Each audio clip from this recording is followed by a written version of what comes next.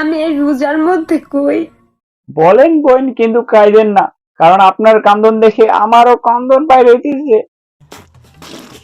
আল্লাহ তোমার মতো সন্তান প্রত্যেকটা বাবা মারে দে, কিন্তু তোমার মতো প্রেমিক কোন প্রেমিকার না দে।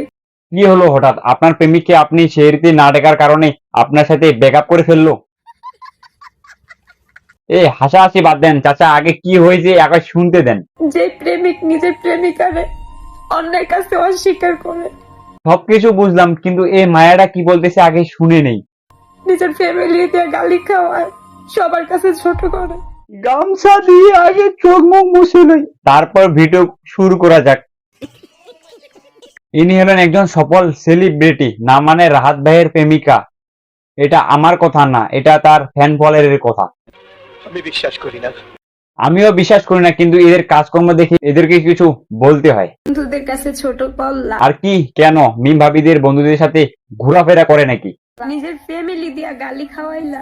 ওই যে ওইখানে একটা কথা আছে, আমার ফ্যামিলি বলতে মনে হয় বইয়ের কথা বুঝেছে। এখন ওদের ফ্যান ফলোয়ার আসে যদি উল্টাপাল্টি কমেন্ট করে, এখন তারা আসে বলবে আমরা কাউকে মিন করে কথা বলিনি। আমি সত্যি কথা আজকে বলে দিই, ওর সাথে আমার এনগেজ।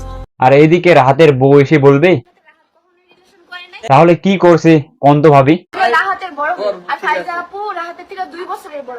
ও আচ্ছা, তাহলে এদের ভিতর কোনো সম্পর্ক নেই। এই যে কাকে মিন করে কথা বলতেছে আমি কিছুই বুঝতেছি না, সব মাথার উপর দিয়ে চলে যেতেছে। তোমার আর বিদেশ করা লাগবে না, তুমি বাংলাদেশে আয়া পড়ো বাবুর বাপ। এই যে হেদকান্দুনি, এনার নাম হলো ফাইজা।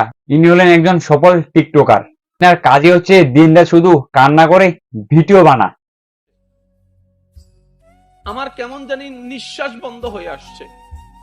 এখন এদের কাদার কান নাসার বিজ্ঞানী 1 বছরও খুঁজে পায়নি।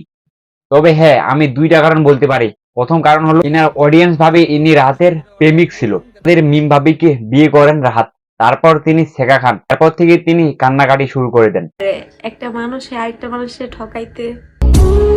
আর দ্বিতীয় কথা হলো যে এটা হলো রাহাত, কারণ বিয়ের আগে রাহাত এনার সাথে ভিডিও করত। এনার কাছে এখান থেকে অডিয়েন্সের কাছে গুজব শুরু হয়। মিম এবং রাহাতের বিয়ের পর এই মেয়ে সিট পোস্ট শুরু করে দিল। কারো বউ হওয়ার যোগ্য না, কোনো সংসার পাওয়ার যোগ্য না, যাতে অডিয়েন্স এনাকে রেসপন্স করে বেশি বেশি। বাংলা কথায় বলতে গেলে এটাকে বলে ভিউ ব্যবসা। আরে বোন, তোগো অডিয়েন্স এবং আমরা পাগল হইতে যাইতেছি, এবার সত্যি কথা বলি দে, না হয় আমার গলায় ঝুলে পড়, না থুকু থুকু রাহাতের গলায় ঝুলে পড়। 2 হাত জোর করে বলতেছি, আমাদেরকে আবার ঘোনায় আর ফেলেন না। আমাদের বাপ মা তো আমাদের সৃষ্টি করছে না। তোর মন প্রাণ কি আর কোনোদিন ভালো হবে না? এই যে রাহাতের বিয়ের পর কান্না শুরু করে দিলি, আমার তো কোনো কথাই নেই। তবে একটা কথা কি জানেন, ফাইজা আপুকে আমি অনেকদিন ধরেই ফলো করি, তাকে আমাকে ভালো লাগে। তাহলে যদি রাহাতের কাছে না দেন তাহলে আমার কাছে চলে আসতে পারেন।